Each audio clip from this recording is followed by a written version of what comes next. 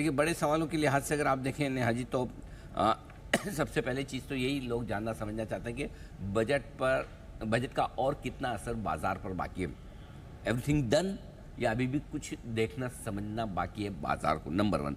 Number 2, budget में क्या था अच्छा और क्या था खराब, जो फाइनली अब हम उसको मान ले जान लें। बजट की फाइन प्रिंट्स में कुछ और निकल कर आया क्या? क्योंकि हर बार बजट में एक ये इशू होता है कि कभी तो बजट की मैथ्स टैली नहीं हो रही, कभी कुछ दिखाया कुछ अंदर कुछ, तो वो सारी फाइन प्रिंट्स भी हम आपके सामने लेकर आने वाले हैं। एफआईज आज बजट पसंद करेंगे यानी, ये बड़ा सवाल है, क्योंकि अल्टीमेटली तो बाजार का मूड माहौल आजकल एफआईज तय कर रहे हैं, तो उन्हें बजट पसंद आएगा या नहीं आएगा ये जानना समझना भी बेहद ज़रूरी है। और बजट के बाद आप क्या खरीदें क्या बेचें, ये भी आप ज़रूर जानना चाहेंगे, क्योंकि इस बड़ी इवेंट का पूरे साल भर इंतजार रहता है, तो उसके बाद क्या कुछ करना है। क्या कल जो आनंद फानन में अफरा तफरी में लोज बनाए बाजार ने दिन के दौरान जब एसटीटी की घोषणा हुई, क्या वो लोर बाजार मेंटेन कर पाएगा, होल्ड कर पाएगा, या उसके टूटने का खतरा है? इसके बीच रिकवरी के भी आसार बनते हुए दिख रहे हैं। गिफ्ट निफ्टी हल्का सा आ रहा दिख रहा है, तो ये क्या रिकवरी होगी तो कितनी और कितनी टिकाऊ? इसके अलावा सोने चांदी में भारी उठापटक होती दिख रही है, उसका क्या करें? और इसकी कच्चे तेल में जो नरमी है उसका फ़ायदा मिलेगा या नहीं बाजार को? क्या आज फिर से मेटल शेयर टूटते हुए दिख सकते हैं और रुपए की चाल पर भी रहेगी नज़र? तो ये सारे कुछ ग्लोबल ट्रिगर्स हैं। कच्चे तेल का हो गया, $68 के आसपास आया, मेटल फिर से टूट रहे हैं, रुपए पे भी आज फिर से एक्शन बनता हुआ दिखेगा। ये सारे ट्रिगर्स हैं जिनके दम पर हम बढ़ेंगे आज आगे। ऑलराइट सर, कल मैंने बजट के ऐलान के बाद आपसे पूछा था कि क्या बजट अच्छा है, अब मैं सवाल आपसे पूछ रही हूँ कि बजट में अच्छा क्या है? ठीक बात है, बिल्कुल फेयर इनफ। क्या अच्छा है, चलिए। और अच्छी बात आपकी ये है कि आप ज़्यादातर अनलेस कि बहुत ही मतलब आपके ऊपर एक्सटर्नल प्रेशर हो ग्लोबल मार्केट्स वगैरह का, तो आप पॉजिटिव चीज़ों के साथ शुरुआत करते हैं। पहले पॉजिटिव बता दें, जो हमारे चैनल का डीएनए भी है, हमारी खुद की माइंडसेट भी है, और हमारे सारे पैनलिस्ट का भी माइंडसेट है। हम पॉजिटिव रहना ज़्यादा पसंद करते हैं। दूसरों की बुराइयां करना या दूसरों की कमियां निकालने से बढ़िया है हम अपने आप को सुधारने की कोशिश करते हैं। तो आइए, क्या कुछ अच्छा बजट में वो बता दूं। वित्तीय घाटे का लक्ष्य 4.3% वित्त वर्ष 2027 के लिए इन लाइन, उम्मीद के मुताबिक, यानी कि वित्तीय अनुशासन सरकार लेकर चल रही है। दूसरा, कैपेक्स पर 12,20,000 करोड़ का खर्च बिल्कुल उम्मीद के मुताबिक है। इस साल जितना खर्च किया उससे करीबन 10% ज़्यादा। वैसे पुराने टारगेट की पिछले साल भी 12 लाख करोड़ के आसपास का था, वहाँ से बहुत ज़्यादा नहीं दिखेगा, लेकिन एक्चुअल खर्च से देखें तो 10% ज़्यादा, विच इज़ गुड।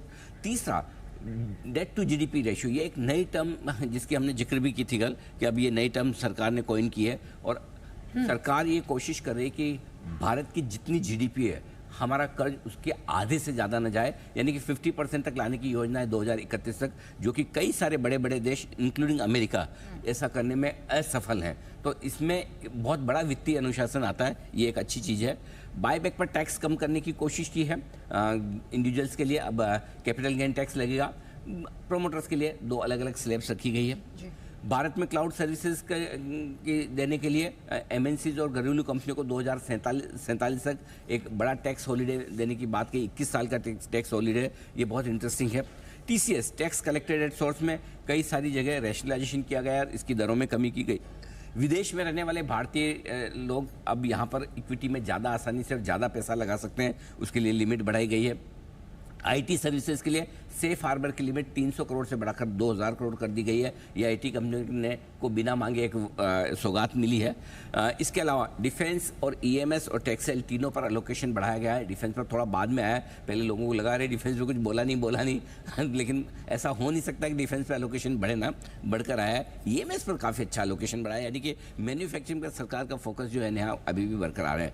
आखिर में सरकारी बैंकों में एफडीआई बढ़ाने को लेकर उम्मीद थी कि कुछ आएगा, हमने जी बिजनेस में एक्सक्लूसिव खबर भी की थी, उसको डायरेक्टली नहीं देकर एक कमेटी बनाने का प्रस्ताव रखा है, और ये कमेटी आगे डिसाइड करेगी कि सरकारी बैंकों में किस तरह से स्टेक कम की जाए या फॉरेन इन्वेस्टमेंट्स को किस तरह से बढ़ाया जाए। ये सारे के सारे आपके लिए बजट की कुछ अच्छी बातें आपको नजर आएगी। ठीक है सर, ये तो पॉजिटिव्स हुए, लेकिन नेगेटिव्स क्या है? मतलब अगर बजट में नॉट सो गुड हो तो वो क्या है? तो नेहा जी देखिए, एक सिंपल सी चीज़ है, अगर बाजार ने रिएक्शन 400 पॉइंट नीचे का दिया है निफ्टी पर, तो इसका मतलब कुछ तो खराब लगा होगा ना बाजार को। ऐसा तो हो नहीं सकता है सब कुछ अच्छा लगे, मैंने 10 पॉइंट गिरा दिए, ये अच्छा वो अच्छा ये सब, और फिर भी बाजार नीचे, ऐसा तो नहीं हो सकता। सॉरी 500 पॉइंट 400 बोल दिया था, हाँ, क्योंकि वो 100 पॉइंट आखिर में गिरा था ना। तो देखो, पहली चीज़ तो ये अभी मतलब रूठे हुए कौन है बाजार से?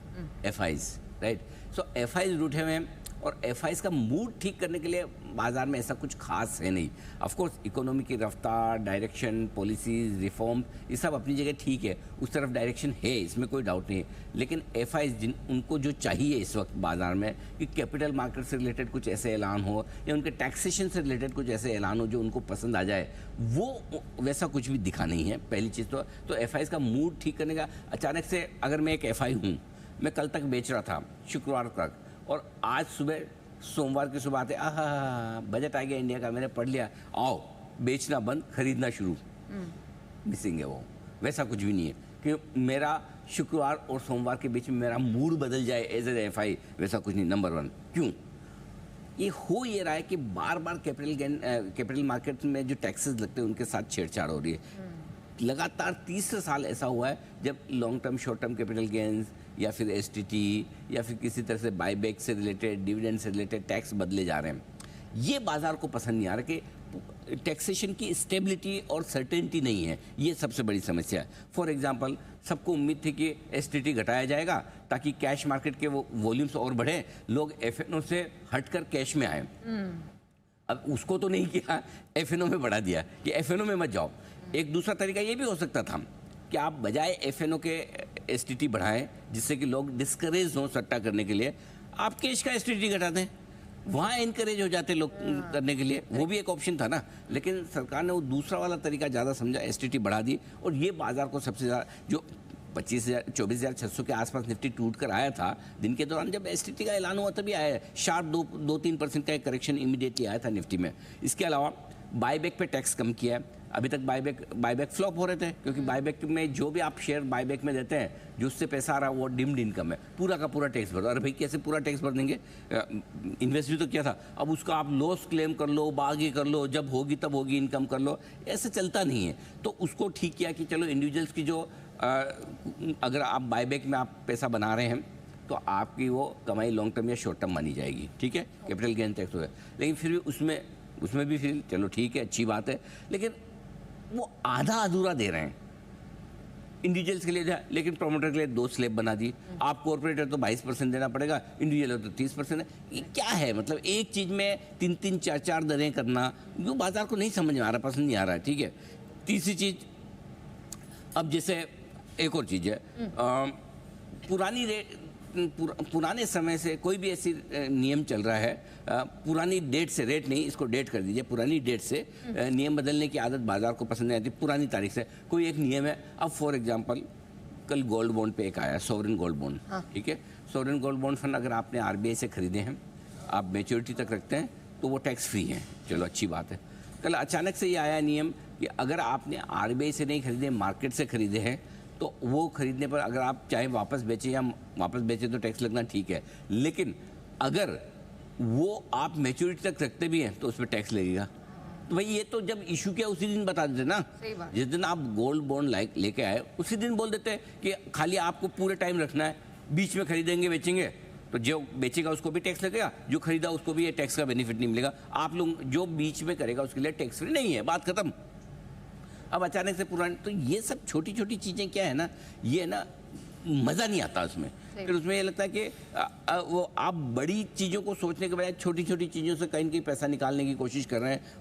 वो चीज़ें हैं ना जो थोड़ी सी बाजार को कम पसंद आ रही है। ओके सर, एक्चुअली ऑनेस्टली देखें तो अगर समझो एसटीटी वाला हटा देते, एसटीटी नहीं होती, तो शायद बाजार का रिएक्शन इतना आता ही नहीं। बाजार 1% ऊपर नीचे की रेंज में ट्रेड करके बंद हो जाता है। सिर्फ एक एसटीटी को छोड़ के अगर बाजार बजट में आप ढूंढने जाएंगे तो बड़ा नेगेटिव नहीं मिलेगा। ऑफ कोर्स कोई बड़ा ऐसा पॉजिटिव भी नहीं कि आप कूद के खरीदें, तो एसटीटी हटाकर न्यूट्रल बजट हो जाता है, और एसटीटी का हेडलाइन आते थोड़ा मूड खराब हो जाता है, बस उतना ही है। चलिए, तो हमें ये